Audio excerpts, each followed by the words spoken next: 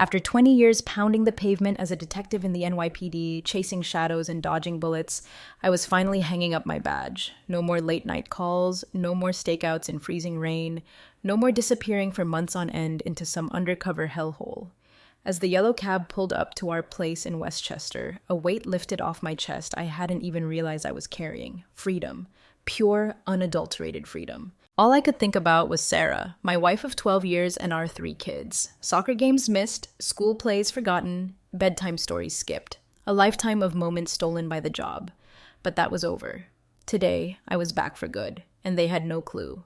Sarah thought I was still out of state, wrapping up some bogus assignment. Surprise was the name of the game.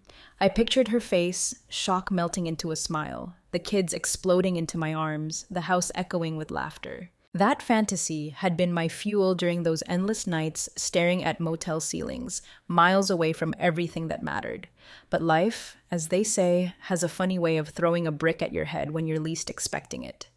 The cab slowed, pulling into our driveway. My eyes scanned the house, the familiar brick facade, the overgrown hydrangeas Sarah loved. Something was off. Sarah's SUV was there parked in its usual spot.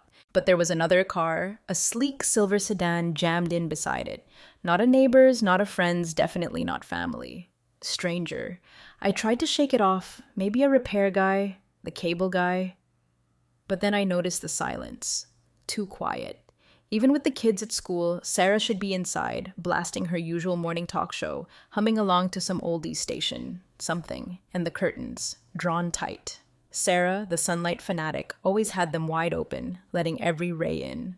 Today, they were clamped shut, like someone was hiding something. My gut clenched. Overthinking, I told myself. Just jumpy after all those years on edge. I paid the cabbie, grabbed my duffel, and started up the walkway. Each step was a beat of anticipation, the imagined surprise party playing out in my head. I fumbled with my keys, unlocked the front door, and stepped inside. Dropped the bag, the sound echoing in the unnerving quiet. Sarah? Silence. Too much silence. Then I heard it. Faint, muffled sounds from upstairs. Voices. Movement. A giggle. A man's voice. My blood turned to ice. There were only 2 explanations, and neither one was good. My feet moved before my brain caught up, taking the stairs 2 at a time, heart hammering against my ribs, fists clenched so tight my knuckles popped.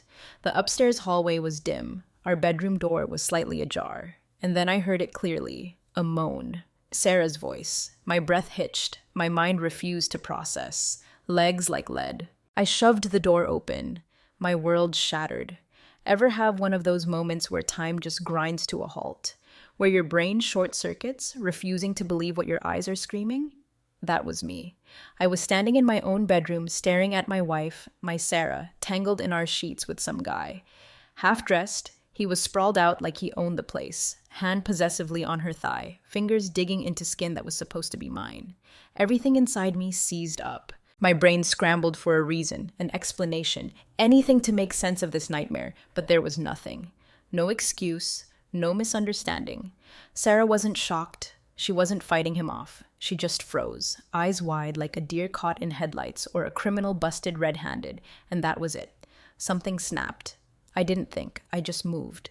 1 second I was in the doorway, the next I was on top of him. My fist slammed into his jaw, bone on bone so hard I felt his teeth give way. His head snapped back, a choked yelp escaping his lips.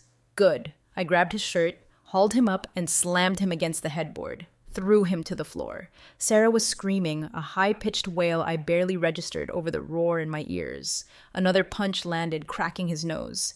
Blood sprayed across my knuckles, hot and sticky. His hands clawed at my arms, weak, desperate. I was too far gone. This wasn't just about him. This was about everything. Every lonely night on assignment, every missed call, every time I came home feeling like a stranger in my own life. He was probably the reason. I was going to beat him until he understood even a fraction of the pain tearing me apart. By some miracle, he managed to shove me off, scrambled back, and lunged for his clothes. Didn't even bother putting them on properly, just grabbed his shirt and bolted, barefoot, half naked, bleeding. I chased him down the stairs, adrenaline surging. But by the time I hit the front door, he was gone, a streak of white flesh disappearing down the street like a rat fleeing a sinking ship. Then it was just us, me and Sarah. She was sobbing, tears streaming down her face, hands clutching her chest like she was the one who'd been wronged. "Mike," she choked, words catching in her throat. "I made a mistake, please." A mistake? A mistake is forgetting to pick up milk. A mistake is burning dinner. This was a choice. She chose to open her legs for some stranger in the bed I paid for. She chose to betray me, knowing I'd be walking through that door any day. Sarah took a step towards me, hand outstretched, like she expected me to take it. "I still love you," she sobbed. "Please, don't do this." I laughed. Not because it was funny, not because I was okay. I laughed because it was pathetic. She wasn't crying because she was sorry. She was crying because she got caught. I didn't say a word. Just turned my back and walked away. Made it to my home office before the real weight of it crashed down. Before then, it was just rage, just action. But now, standing there, hands still clenched, blood on my knuckles that wasn't mine, I felt it. The emptiness. Like someone had ripped out my insides and left a gaping hole. I leaned against the door, slid down until I was sitting on the floor, back pressed against the wood. My chest was heaving, but I wasn't out of breath. I was just trying to hold it all in. Because if I let it out, I didn't know if I could stop. Sarah was outside, pounding on the door, begging, pleading. "Mike, please, just talk to me. We can fix this. You don't understand."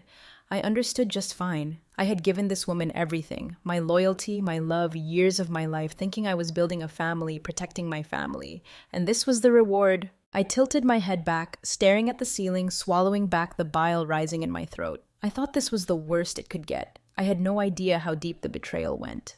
Hours passed. I sat there, paralyzed, body heavy, strength drained. The fight had left me. I wasn't angry anymore, just hollow. Was any of it ever real? Sarah's sobs had stopped. At some point, she must have given up, retreated to some other corner of the house. Maybe she thought I'd calm down, get over it, like some sitcom husband. But I wasn't getting over anything. I needed to distract myself. Anything to stop the images flashing behind my eyelids. My hands moved almost automatically, reaching for the stack of paperwork on my desk. Order, structure, control. That's what the NYPD had drilled into me. When everything went to hell, find order. I opened my filing cabinet, started sorting through old documents, anything to keep my mind occupied. That's when I saw it. Sarah's section of the filing cabinet. Always a chaotic mess. Unpaid bills stuffed into folders, random receipts spilling out of envelopes. But behind all that, pushed deep into the back corner, was a manila envelope. Sealed. Unlabeled. I stared at it, a knot tightening in my stomach. What was inside? I didn't know why, but I knew I had to open it. Tore it open. DNA test results. My stomach dropped. Why would Sarah have DNA test results? I unfolded the papers, scanned the results. Child 1. 0% paternity match. Child 2. 0% paternity match. Child 3. 0% paternity match. I blinked. My brain short-circuited again. Refused to process. Read it again, and again, and again. The words didn't change. Not one. Not a single one of them was mine. A sharp pain, like a knife twisting, ripped through my chest. My children. The kids I'd raised. The kids I'd stayed up nights worrying about. The kids I'd sent cheap toys and scratchy sweaters to from halfway across the world while I was chasing down some lowlife in a drug den. Not mine. Sarah knew. She always knew. She'd let me believe I was their father. Watched me work myself to the bone, sending money home, planning for their college funds, believing they were my responsibility. She used me, let me love them, let me waste years of my life being a father to children who weren't even mine. How many men had there been? How many different fathers out there? I felt sick. Then my thoughts shifted. To the kids. I'd always felt a distance, a subtle disconnect I couldn't quite place. They never really looked like me, their personalities, different. Sometimes I felt like an outsider in my own home. Had I been blind? Had they known the truth all along? Was this betrayal even deeper than I could imagine? There was nothing left to say, nothing left to do. I stood up, looked around my office. At the life I'd built, the framed photos of a family that never truly belonged to me. It was over. I was done. I didn't sleep that night. By the time the first gray light of dawn crept through the blinds, I was already packed. Didn't take much, just the essentials, a couple of changes of clothes, my NYPD badge, my DD-214 from my stint in the Marines before the force, documents that actually mattered. Everything else I left behind. I didn't need reminders of this place. Sarah was still asleep. I looked at her one last time. There was a time I would have walked through fire for her, would have taken a bullet for her. But standing there in the doorway, I felt nothing. No sadness, no anger, just a cold, hollow emptiness. And the realization that I had wasted too much of my life on someone who never deserved it. I turned away, walked out of the bedroom. The house was silent. Her kids, not mine, were asleep in their rooms. I didn't say goodbye. There was no point. They were never mine to begin with. Walked downstairs, stepped outside. For the first time in years, I took a deep breath and felt free. Got in my car, started the engine, and pulled away. Didn't look back. Sarah would wake up soon, stumble out of bed, maybe expecting another day of deception. But instead, she'd find nothing. No fool to clean up her mess. Let her figure it out. As soon as I was out of Westchester County, I pulled into a rest stop, grabbed a coffee, and made 2 phone calls. First one was to my lawyer. "Sell the house," I said. Didn't need to explain. He knew I was retiring, knew I'd planned to settle down there. Listed immediately. Cash sale, no contingencies. I wanted it gone. The house was in my name. Bought it before I even met Sarah. That meant she had no claim to it. No settlement, no leverage. Then I cut every tie. No forwarding address. No new contact number. No trace of where I was going. At first, I thought she'd take the hint, but of course, she didn't. Within a day, my burner phone started blowing up. Sarah's calls, texts, voicemails. First, it was apologies, begging me to come back, saying she'd made a mistake. I deleted them. Then came the anger.